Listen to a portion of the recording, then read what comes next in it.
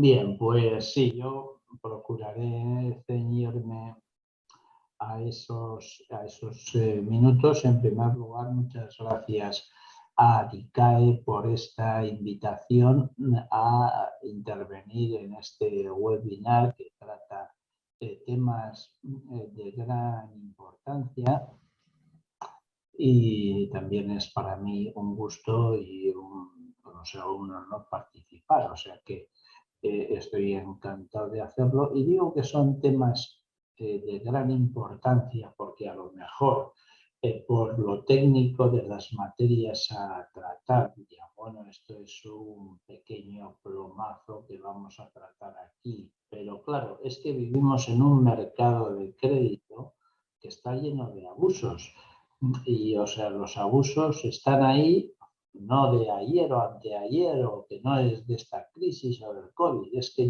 todo el siglo llevamos así. Desde que España entró en el euro, tenemos toda una serie de contratos de crédito, de contratos de seguro que están llenos de abusos. Entonces, estas cuestiones que son ásperas y arduas,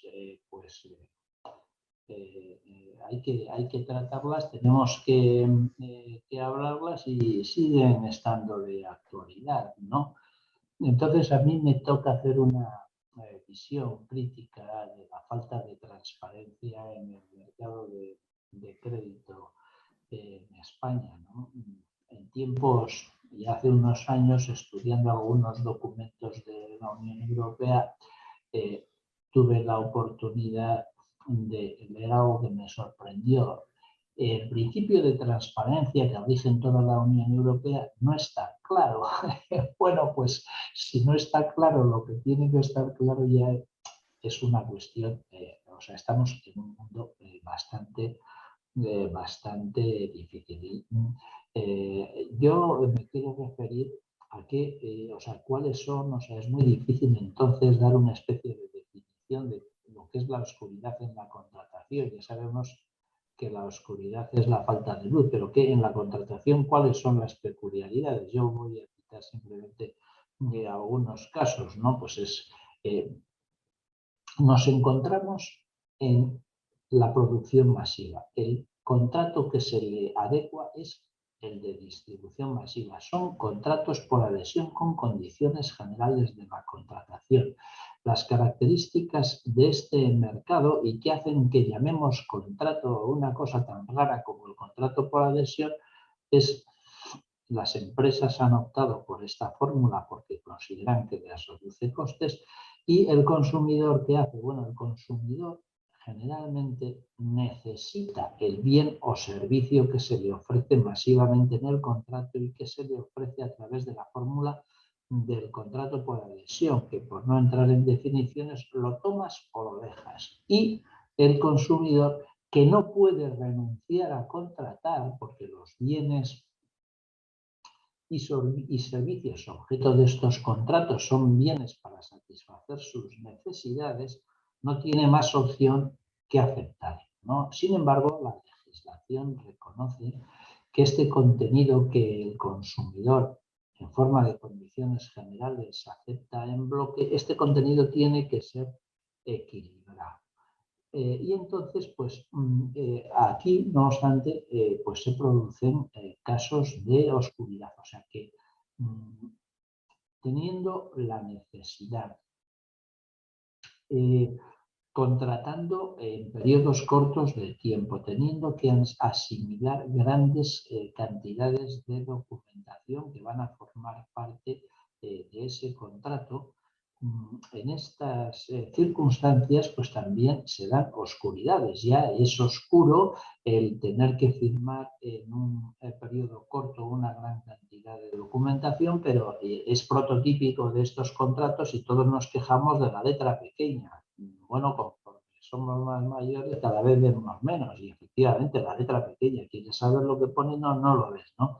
Es un caso palmario y vamos a decir muy destacado de oscuridad. También hemos visto la oscuridad pues, a propósito de las cláusulas suelo, que el mismo Tribunal Supremo decía que no podía ser que cláusulas importantes del contrato se camuflasen en un conjunto de cláusulas o de cuestiones que eran secundarias, de manera que no era posible distinguir ahí qué es lo que era importante y qué es lo que no era importante.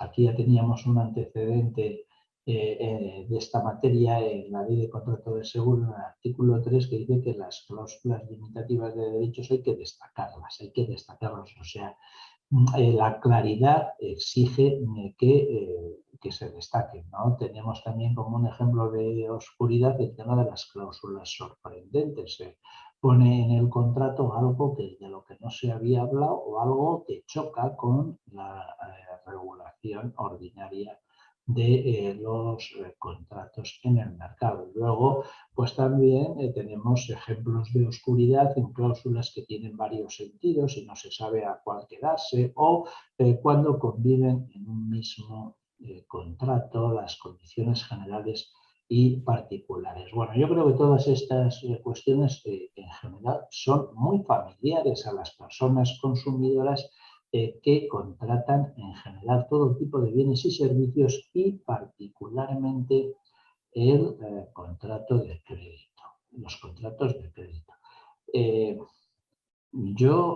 A diferencia del contrato de seguro, en el que el consumidor lo que tiene que hacer es pagar a cambio de un papel, ¿no? Con lo cual la situación de la transparencia y del equilibrio es sumamente crítica. No quiere decir que esto, o sea, que el mercado del contrato de seguros sea modélico, pero a diferencia de esto, en el contrato de crédito hay algo bueno, ¿no? Es que no se trata de un contrato de papel, al consumidor le dan el dinero, ¿no? O sea, ya de entrada es una cosa buena, ¿no? O sea, que entonces esto tenemos que tenerlo en cuenta porque, claro, afectados por la hipoteca, oiga, usted estará afectado, pero recibió 100.000 euros, ¿qué ha hecho con ellos, no? O sea, entonces esto creo que sirve para matizar un poco este tipo de contrato. En todo caso, como digo, las oscuridades en esta materia son muy amplias y además se ha dado la peculiaridad que en España el Tribunal Supremo ha elegido la regulación de la transparencia para hacer frente a uno de los problemas que se ha convertido en uno de los problemas más destacados de los abusos en el crédito, que es de las cláusulas suelo, ¿no? Al margen de que la postura del Tribunal Supremo sea o no criticable, pero sí que podemos poner de manifiesto de las cláusulas suelo como un caso destacado de falta de transparencia y que se ha abordado así también por el mismo Tribunal Supremo. Pero ahora, a la hora, vistos estos casos, vamos a decir, modélicos de falta de transparencia o estos ejemplos de falta de transparencia, a mí me gustaría en mi intervención referirme, por una parte, a la doctrina del Tribunal Supremo sobre la falta de transparencia y, por otra, cuál es la regulación de España sobre la falta de transparencia. Voy a tratar estas dos cuestiones. Como creo que la doctrina del Tribunal Supremo se ha difundido ampliamente sobre la cuestión de la falta de transparencia, voy a intentar referirme a ella sucintamente.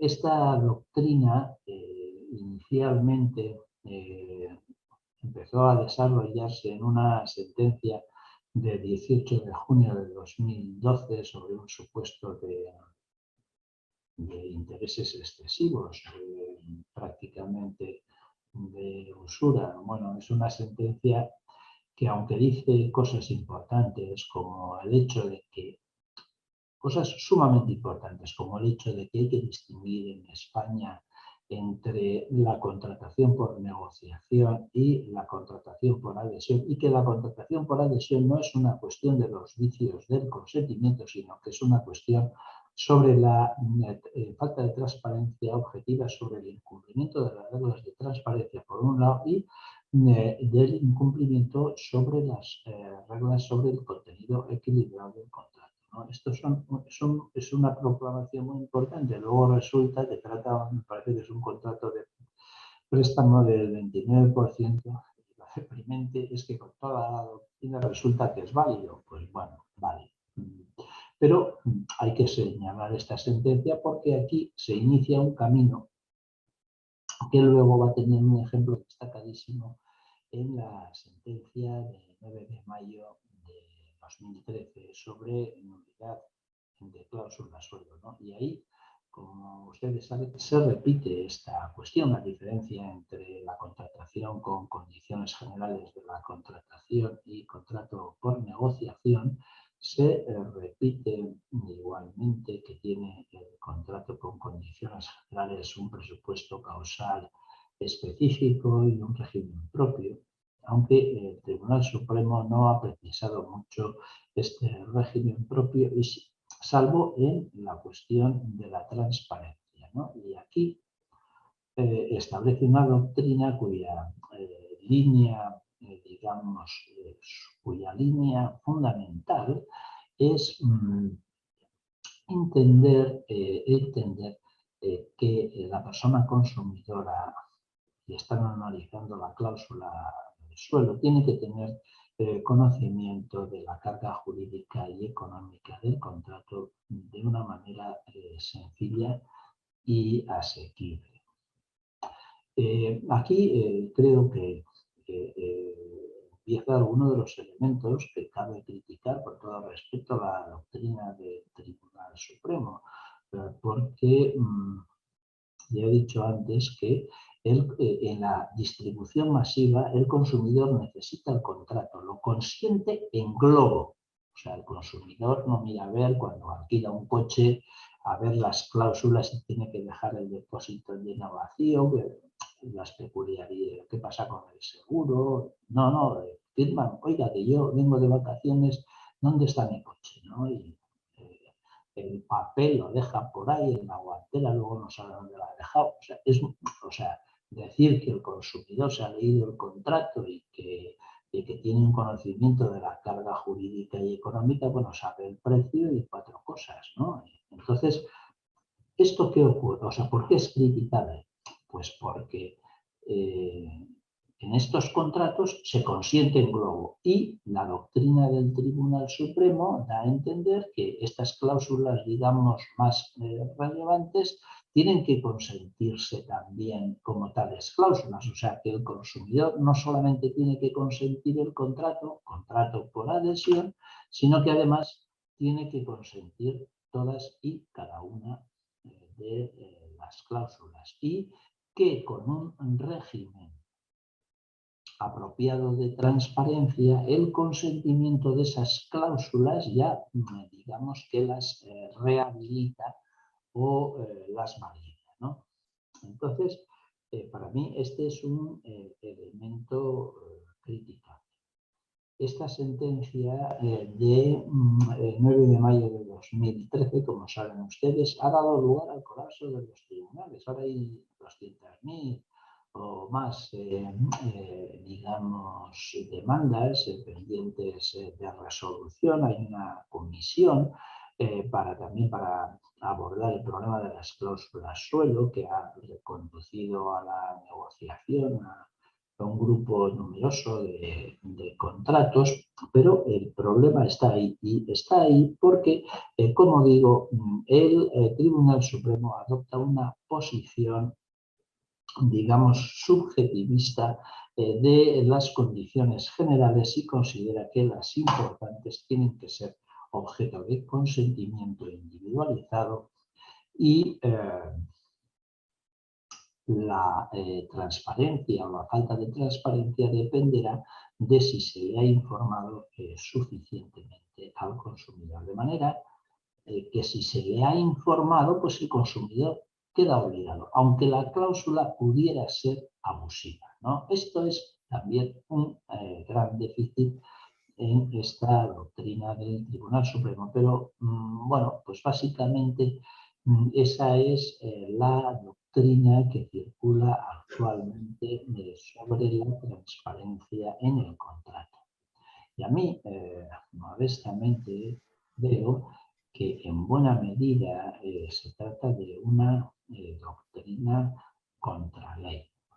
Porque cuando el Tribunal Supremo analiza la cuestión de la transparencia, se plantea qué debiera haber hecho el banco para haber procedido de acuerdo contra la buena fe.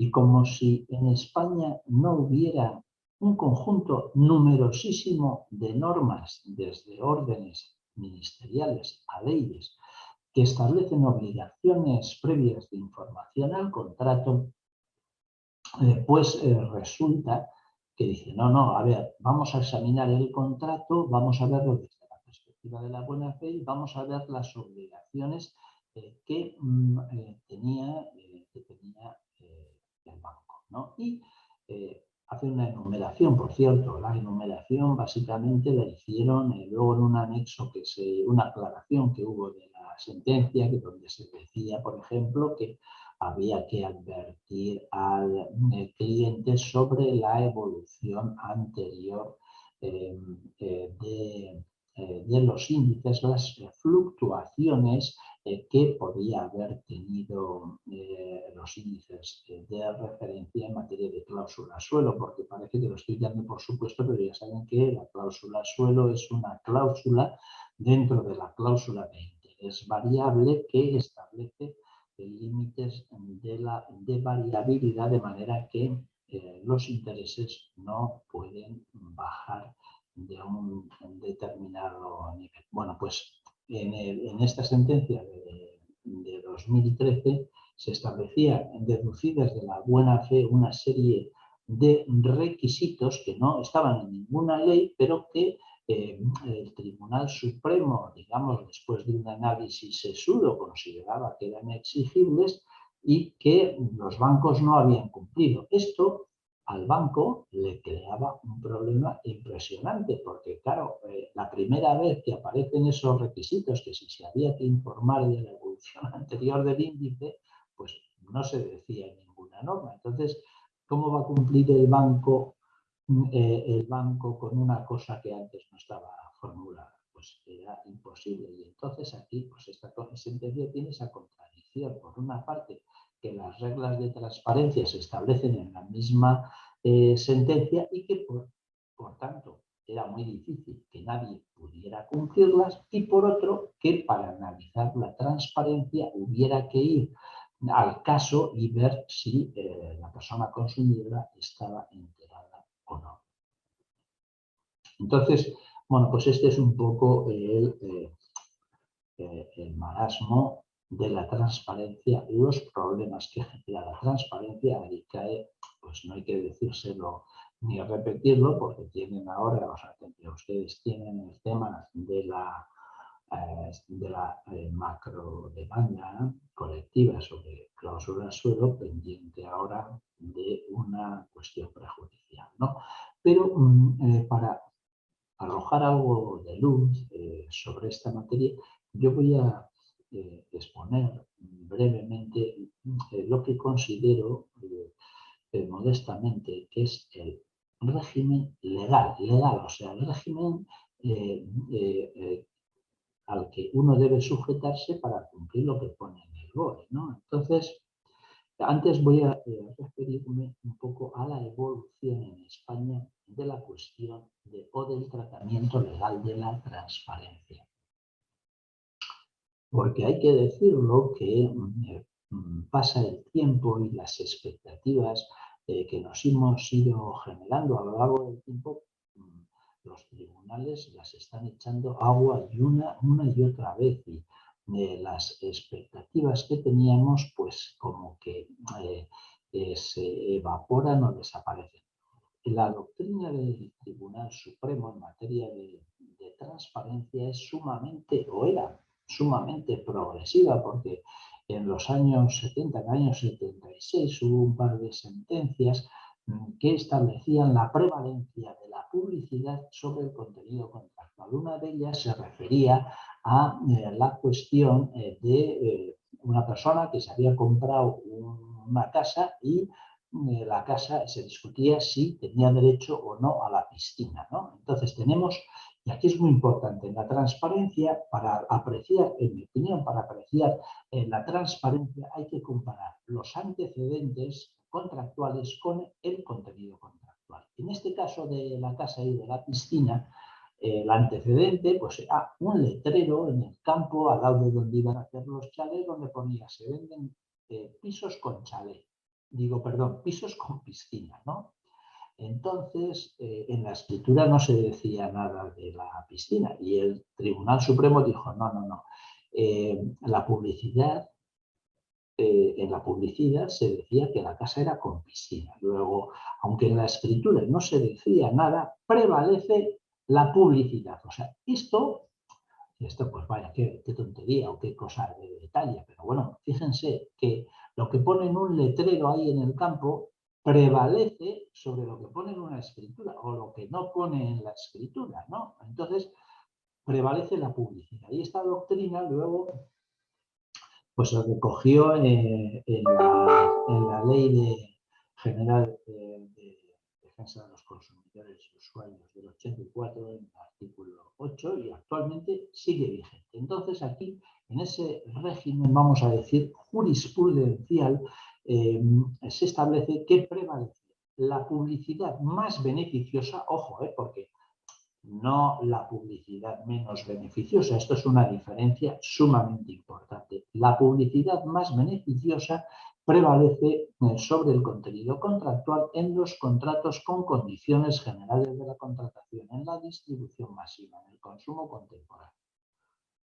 Esto hay que tener aquí muy en cuenta que cuando se dicta esta doctrina, no había obligaciones de información previa al contrato. Es que luego me parece que en el año 89 ¿no? se dictó un Real Decreto que eran de las obligaciones de información en materia de vivienda, y ahí se recogía una importante lista de obligaciones de información previa al contrato, de una serie de cuestiones que el empresario tenía que informar al consumidor. Esto es sumamente importante, porque tengan en cuenta que cuando dos personas en el mercado contratamos, pues antes de contratar somos libres, nadie te obliga a contratar.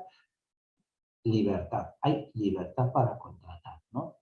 Y entonces la peculiaridad es que aparecen las obligaciones de información previa al contrato. O sea, que hay un empresario que vende cosas masivamente, ya sean televisiones o que presta crédito al mercado y que sigue siendo libre, pero tiene un régimen disciplinario y un conjunto de obligaciones legales, porque si no es por la ley, o sea, nadie se le puede obligar, que es una de las fallas de la doctrina del Tribunal Supremo. Y de esto se deduce de la buena fe, bueno, de la buena fe interpretada por un tribunal. O sea, hay que ser un adivino para saber que esas son las obligaciones de la buena fe. Por lo tanto, ya el legislador establece una lista y uno va a ese decreto de obligaciones de información en materia de vivienda y le dice lo que el empresario tiene que decirle al consumidor antes de contratar, la documentación que le tiene que dar al consumidor antes de contratar. Y entonces, luego esto ya es en el año 89, pero es que después de eso, en materia de crédito, las obligaciones legales de información previa al contrato son incontables. Están en la primitiva Ley de Crédito al Consumo del año 91, me parece que era, están en la actual, están en toda la normativa de transparencia bancaria, las órdenes ministeriales del 95, luego en esta orden de 2011 sobre la transparencia en beneficio de la clientela. y están también en la Ley de Crédito Inmobiliario de 2019, cuya peculiaridad es que estas obligaciones tienen rango legal. Tienen rango legal. Bueno, entonces es muy importante en materia de transparencia que el empresario tenga obligación de informar, no solo verbalmente, sino que tiene que facilitar a la persona consumidora un conjunto de documentación, ¿no? Y esto es muy importante porque el consumidor, porque luego cuando analicemos si el contrato ha sido transparente o no, lo que vamos a hacer es comparar los antecedentes, es decir, toda esa documentación que se le ha entregado al consumidor, todos los antecedentes, que son muchos y que no solamente son documentación, que son los letreros de la publicidad o las publicaciones en el registro de condiciones generales, los antecedentes son muchos. Y hay que comparar ese antecedente con el contenido contractual. Porque ya por la regla de la prevalencia de la publicidad, prevalece el contenido contractual más beneficioso. Pero al existir una obligación legal de información previa, lo que ocurre es que si no se informa o se informa mal, ¿y cuándo se informa mal? Cuando se dice una cosa en el antecedente y luego en perjuicio de la persona consumidora se pone otra se le pone otra perjudicial en el contrato. En ese caso de divergencia se contraviene la norma y esa divergencia determina no la prevalencia de lo más beneficioso, sino la nulidad de pleno derecho de esa disposición menos beneficiosa, que normalmente se trata de una obligación y en consecuencia la nulidad de pleno derecho de esa obligación lo que determina es la libertad del adherente. Y esto lo voy a poner un ejemplo, ya veo que me queda poco tiempo, pero voy a poner un ejemplo porque en mi caso, por ejemplo, la TAE tiene que estar en las fichas, no en la en las fichas de información previa al contrato. Entonces, en la ficha le ponen que la TAE tiene que ser o va a ser del 2%, ¿no? Y luego resulta que la del contrato es un 5%. Pues resulta que según la regla de la prevalencia, pues prevalece la más beneficiosa, es decir, el 2%. Pero como existe una obligación legal de información previa para el crédito inmobiliario, eso está en la ley de crédito inmobiliario, como existe una obligación legal, la contravención en perjuicio del consumidor de una norma imperativa determina la nulidad de pleno derecho de la cláusula. O sea, no es que ese contrato se va a regir por una TAE del 2%, como en la regla de la publicidad, sino que la cláusula, las cláusulas a las que se refiere la TAE son nulas. Entonces, ese contrato pues, se queda sin interés, o sea, se convierte en se conserva el plazo, porque la regla del contrato por adhesión es la nulidad parcial, pero sin interés. Esa es, yo creo, os he dicho sintéticamente, esa es la gran diferencia entre la regla de la prevalencia de la publicidad y el actual régimen de transparencia del contrato. Y dicho esto, pues vamos a ver, ¿cuándo hay transparencia? Pues hay transparencia cuando el antecedente, la información que se brinda en cumplimiento de una obligación legal de información previa al contrato coincide con el contenido contractual. ¿Cuándo hay transparencia? Cuando hay coincidencia entre el antecedente y el contenido contractual. ¿Y cuándo hay oscuridad? Pues cuando el antecedente no coincide con el contenido contractual, pero no coincide en perjuicio de la persona consumidora, porque si la diferencia es en beneficio de la persona consumidora, no hay nulidad. Solo cuando la divergencia es en perjuicio de la persona consumidora. Y entonces, ¿cuál es el efecto de la falta de transparencia? Pues, el efecto es la nulidad de pleno derecho, como la que establece pues la Ley de Condiciones Generales y la Ley de Defensa de los Consumidores, ¿no? Que ya que antes era la no incorporación, que es lo mismo que la nulidad, pero bueno, ahora parece que han querido aclararlo y han modificado los artículos de la Ley de Condiciones Generales para decir que los efectos de la falta de transparencia es, en perjuicio de la persona consumidora, es la nulidad de pleno derecho de la cláusula. Ojo, que esto en materia de condiciones generales tiene efecto también para los adherentes que están en situación de debilidad, para los pequeños empresarios y para trabajadores autónomos, artesanos, pescadores, lavadores, etcétera, ¿no? Y bueno, con esto, pues he dicho lo que, o sea, pues no sé, da un poco las líneas de lo que creo que es la transparencia actualmente en el mercado, la interpretación que hace de la normativa el Tribunal Supremo y la interpretación que creo modestamente que procede de la interpretación del derecho positivo español en beneficio de las personas consumidoras. Pues nada más, muchas gracias y estoy a su disposición para las preguntas o los comentarios o las críticas que quieran hacer. Muchas gracias.